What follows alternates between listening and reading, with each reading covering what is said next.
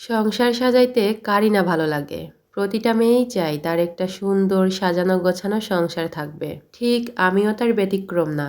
আমার না খুব ইচ্ছা আমার একটা সুন্দর সাজানো গোছানো সংসার থাকবে, আর সেই সংসারের একমাত্র মহারানী হব আমি। যাতে করে আমি সবাইকে বলতে পারি এই রাজ্যের রানী আমি, একমাত্র রানী। কিন্তু তার হলো কই? এটা তো পুতুল খেলার সংসার, কখন জানি ভেঙে ফেলতে হবে। হাজারো ইচ্ছা থাকা সত্ত্বেও আমি সাজাইতে পারি না, কখন জানি ভেঙে যাই। সো হ্যালো এভরিওয়ান, আসসালামু আলাইকুম সবাইকে। আল্লাহর এই রহমত বরকতের মাসে আমি আশা করছি আল্লাহ পাক আপনাদের সবাইকে সুস্থ রাখছেন, ভালো রাখছেন। আমার এই ডেইলি ব্লগগুলো দেখতে যাদের কাছে ভালো লাগে, আমি আশা করছি আমার আজকের ভিডিওটিও তাদের কাছে অনেক বেশি ভালো লাগবে। এই যে সকাল সকাল ঘুম থেকে উঠেই ঘরের জিনিসপত্র একটু গুছিয়ে নিচ্ছিলাম, বাবুই পাখির বাসাটা একটু ঠিক করে রেখে দিলাম, এলোমেলো হয়ে গেছিল। দেন পরে এই যে সূর্যমুখী ফুলটা, ওটা একটু গুছিয়ে রাখতেছিলাম। আমার বাচ্চাটা বারবার হাত দেয়, যেহেতু ওর হাতের নাগালের ভিতরে থাকে। এই যে ঘুম থেকে উঠেছি কিন্তু মাত্রই তাহসানও ঘুম থেকে উঠে পড়েছে, আর তাহসানের বাবা তো ডিউটিতে চলে গেছে সেই সকালে। তবে তার আসতে আসতে দুপুর হয়ে যাবে, আর আমি এই দুপুরের মধ্যেই আমার বাসার সমস্ত কাজ গুছিয়ে নিব। আর আপনাদের সাথে তো সব কিছুই শেয়ার করব। ভিডিওটি না টেনে সম্পূর্ণ ভিডিওটি দেখবেন, আশা করছি অনেক বেশি ভালো লাগবে। তো এই যে ঘরের জানালা দরজা সব খুলে দিলাম, ঘরে আলো বাতাস আসতে দিলাম।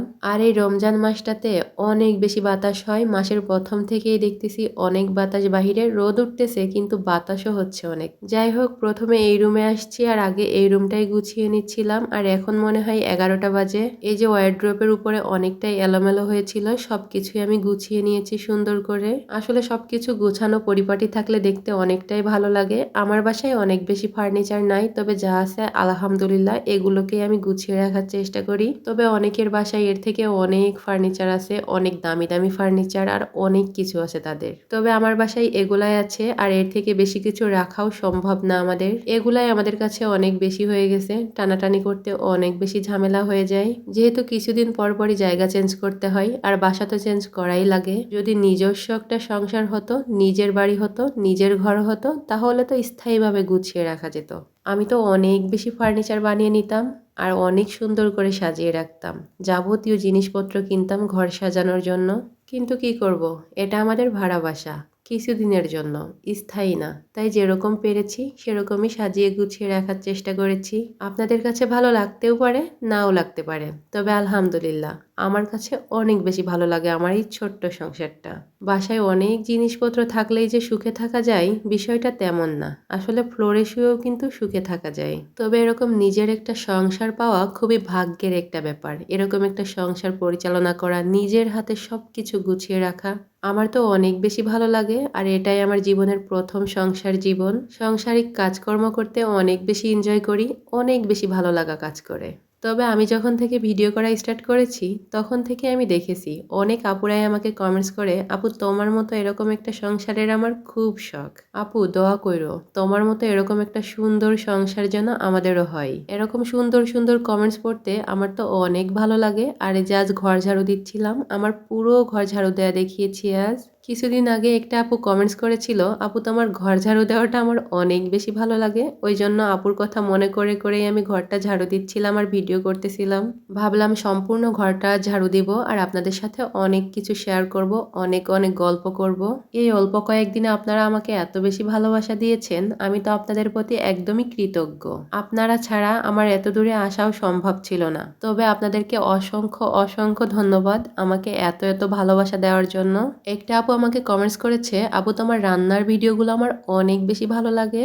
আরেকটা রূপকথার রাজকুমারী আমাকে কমেন্টস করেছে, আপু তোমার ভিডিওগুলো আরো বড় করে দিও, এতটুকু ভিডিও দেখে আমার কিছুই হয় না, আরো লং করে ভিডিও দিবা।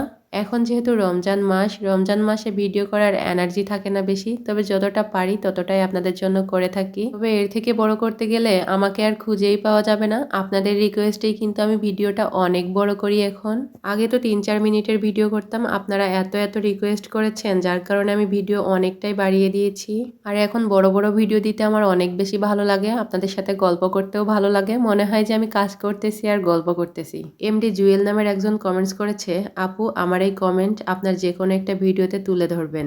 আসিয়া চলে যাওয়াতে যারা দায়ী তাদের সর্বোচ্চ শাস্তি হবে। খুবই খারাপ লাগে এই বিষয়টা। যখন মনে পড়ে আমার বুকটা কেঁপে ওঠে। হুট করে এখন মনে পড়ে গেল। মেয়েটাকে কত কিছু সহ্য করতে হয়েছে। আল্লাহ তাকে জান্নাতবাসী করুক, আল্লাহ তাকে ভালো রাখুক। যাই হোক, সবাই তার জন্য বেশি বেশি করে দোয়া করবেন। আল্লাহ তাকে জান্নাত নসিব করুক। আমার বাড়িও মাগুরা। এই মাগুরার নিউজটা দেখার পরে আমার এত বেশি খারাপ লেগেছিল। নিজের এলাকার এরকম ঘটনা কানে আসলে কেমন লাগে বলেন তো? যাই হোক, এদিকে তো ঘরটা সুন্দর করে ঝাড়ু দিয়ে নিচ্ছিলাম। আর ঘরটা ঝাড়ু দিয়ে আগে ডাইনিং টেবিলটা পরিষ্কার করে নিব, কারণ বাচ্চাকে একটু আগে খাওয়ানো হয়েছে। সকালে ওকে একটা ডিম পোস্ট করে দিয়েছিলাম। আর এই যে এখন একটু সুজি রান্না করব। ফ্রিজে একটু দুধ আছে, ভাবলাম ওইটা দিয়ে রান্না করে দিব।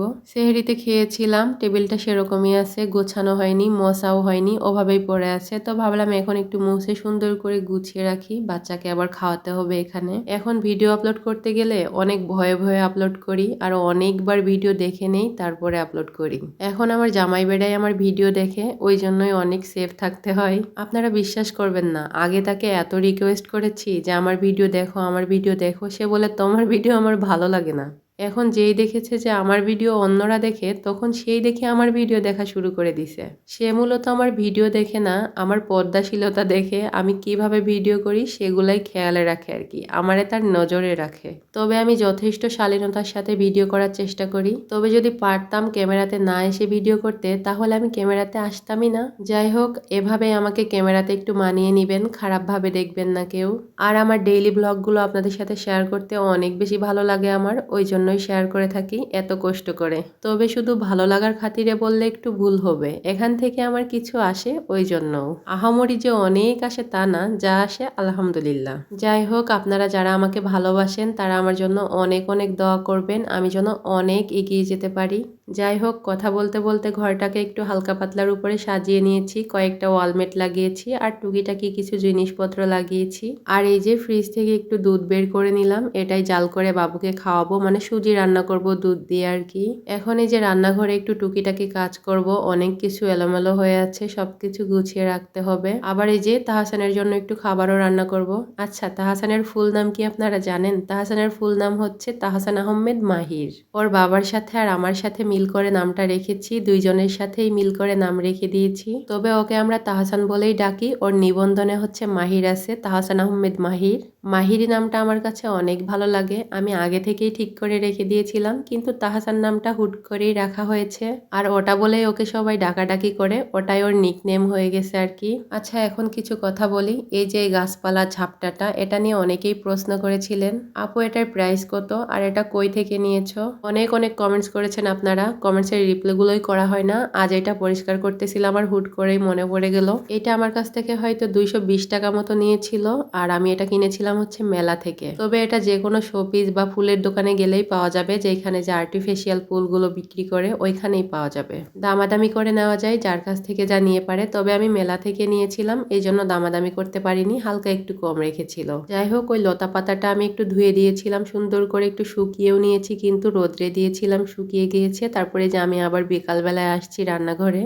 আর এই যে আমার হাতের শরবত, আমার হাতের শরবত খেতে আমার হাজবেন্ড অনেক বেশি পছন্দ করে। আসলেই আমার এই শরবতটা অনেক বেশি মজা হয়। আমি আগেও কয়েকবার আপনাদের সাথে শেয়ার করেছি, আরও একবার শেয়ার করলাম, একবার হলেও বানিয়ে খাবেন, অনেক বেশি মজা লাগে খেতে। তবে শরবতটা আমি আগে থেকেই বানিয়ে রাখতেছি, বানিয়ে ফ্রিজে রেখে দিব ঠান্ডা হওয়ার জন্য, আর ইফতারির আগে বের করে নিলেই তো হয়ে যাবে। আচ্ছা, আমি শরবতে কি কি দিয়েছি আপনারা দেখেই বুঝতে পারছেন, বেশি কিছু জিনিস লাগে না, যা যা দেখিয়েছি আমি এগুলাই দিয়েছি। যাই হোক, লাস্ট ফিনিশিং আমি ইসবগুলির ভুসি গুলিয়ে রেখে দিয়েছিলাম, ওইটাই দিয়ে দিলাম। তারপরে যে পরিমাণ মতো পানি দিয়ে সুন্দর করে গুলিয়ে ফ্রিজে রেখে দিব। শরবতটা আমি একটু বেশি করেই বানাই, কারণ বারবার করে খাই রেখে দিয়ে। আর আমার হাজবেন্ড আমাকে আগে থেকেই বলে গেছে যে আমার ডিউটি আছে, আজ ইফতার করতে বাসায় আসতে পারবো না, তোমার মতো তুমি ইফতার করে নিও। তো ওই জন্যই আমি আমার মতো করে কিছু গুছিয়ে নিয়েছি, আমার যা যা ভালো লাগে খেতে ওগুলাই গুছিয়ে নিয়েছি। তবে আজ আর ভাজা পোড়া কিছুই করব না, আজ আমার ছোলা ভুনা করাও লাগবে না, ফ্রিজে অল্প ছোলা আছে, ওটা আমার গরম করে নিলেই তো হয়ে যাবে।